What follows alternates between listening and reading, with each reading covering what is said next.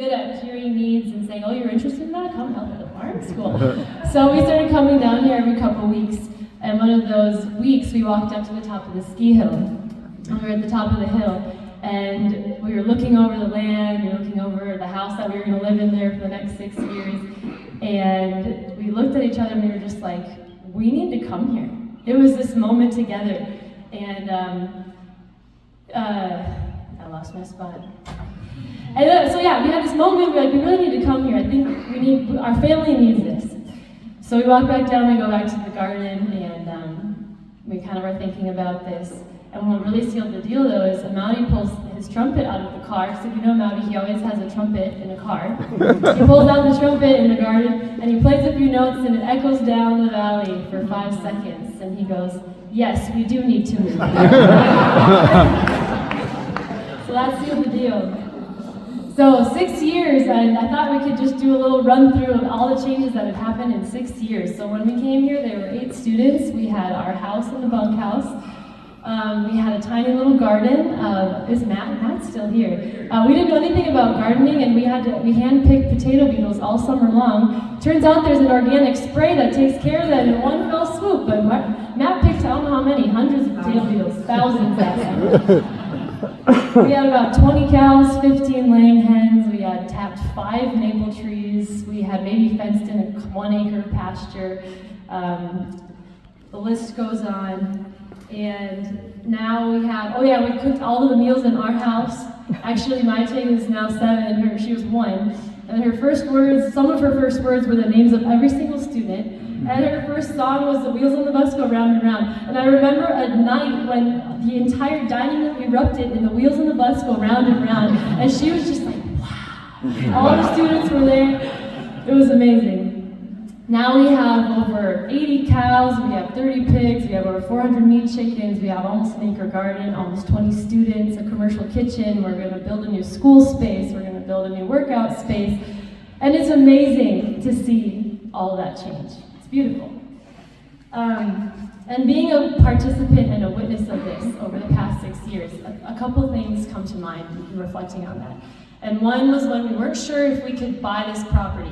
There were some issues with this property here. And we were sitting with a bunch of the staff at the time, and we were talking about, man, if we can't buy this property, what are we gonna do? Like, are we gonna move to another property? Are we gonna have to build a new gym, and a new pool, and a new building, and a new bunkhouse, and a new this and a new that? And a lot of our staff at the time lived in the area. Are we gonna have to get new staff? What are we gonna do? And Deb Ritchie, one of the staff at the time, just looked up and she said, it's not up to us. If Hope Farm School is supposed to be here, it will be here. We just need to wait and we need to trust. And it's still here. Here we are today. Another thing is, in the past 6 years, we've seen a lot of staff come and go. And every time a staff goes, we think, how are we ever going to keep this boat afloat without them? Like, we can't fill their shoes.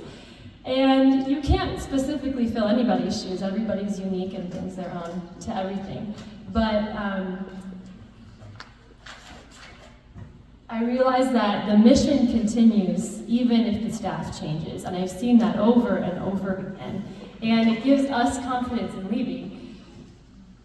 And this is going to happen. It gives us confidence in Libby that the mission will move on and it will continue. Even though we won't be a part of it, we're thankful that we picked our partners. So, I want to say a couple words as a teacher as well, and then I'll conclude.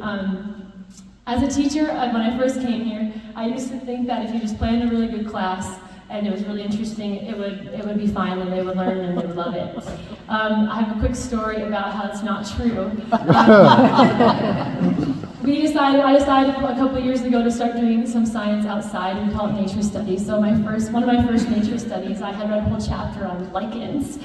And I had read that they were like the magical fairy forest in the woods. And you just need a magnifying glass and you look at the lichens and you'll just be amazed. And I was like, wow, magical fairy forest, like teenage boys are gonna love that.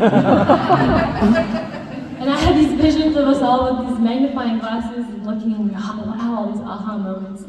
And what really happened was they all tried to find the biggest stick that they could find and hit each other with it as they were running through it.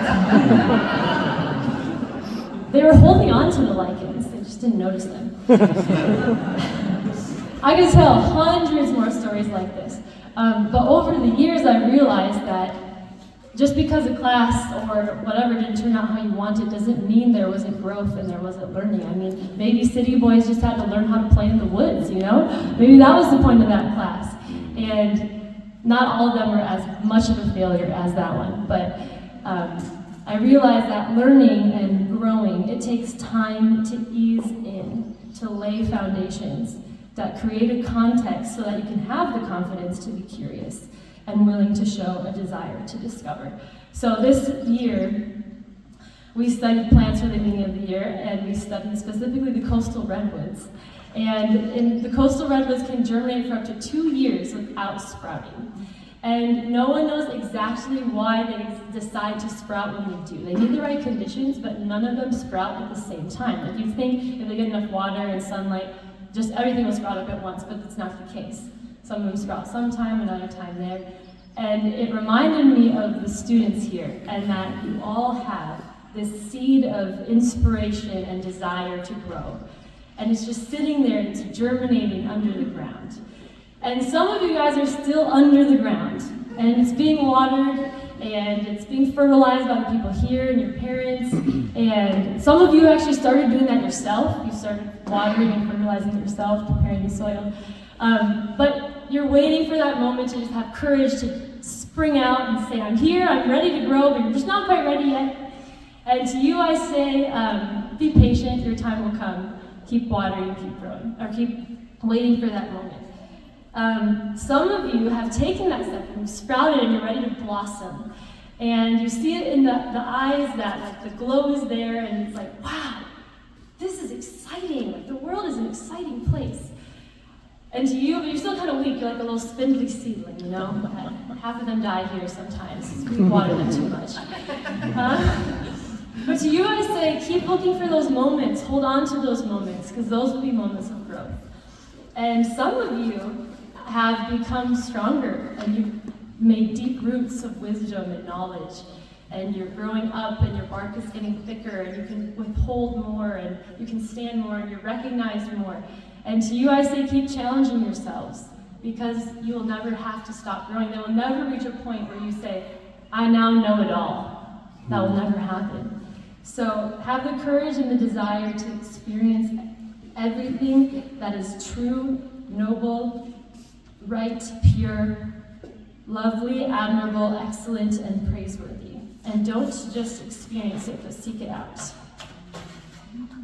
I'm going to conclude with, in class, sometimes I have students write poems, which I am greeted with a mixture of dread and anxiety and sometimes anger, frustration.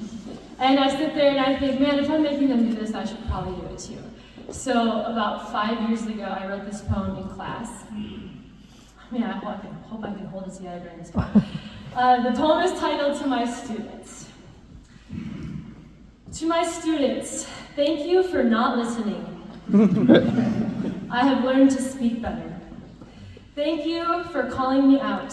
It has made me more honest. Thank you for not completing your work.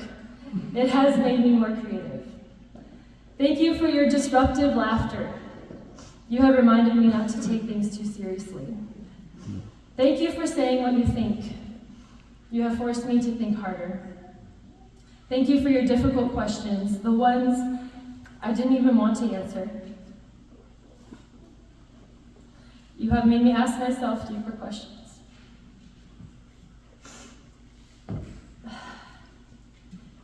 Thank you for giving me your time, one of your most precious possessions. I hope I've made us worthwhile as you've made mine. Thank you.